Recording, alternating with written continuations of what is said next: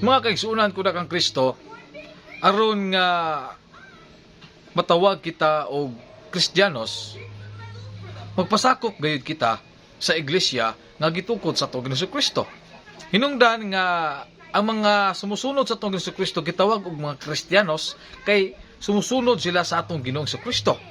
Karon kay nagtukod man og iglesia ang atong Ginoong Kristo.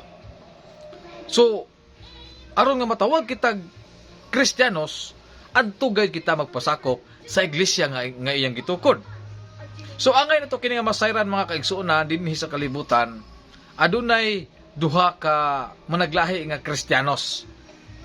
Una, ang tinuod nga Kristiyanos nga si mismo ang atong Ginoo nagtukod sa iyang iglesia. Ug ang kaduha kini gitawag og piki nga Kristohanon o Kristiyanos. So usaon man kini nato pag-ila sa matuod nga Kristiyanos o sa piki nga Kristiyanos. Ang piki nga Kristiyanos mga kaigsuonan, kamatuoran lang gid ang atong ipatigbabaw maigsuon. Kung nakabase gali na sa Security and Exchange Commission nga nagpaila nga church o iglesia, apan tao ang nagtukod, ordinaryo nga tao ang founder, dili gid siya matawag og tinuod nga Kristiyanos. Kay ang tinuod nga Kristiyanos mismo man si Kristo mo ay nagtukod sa iyang iglesia.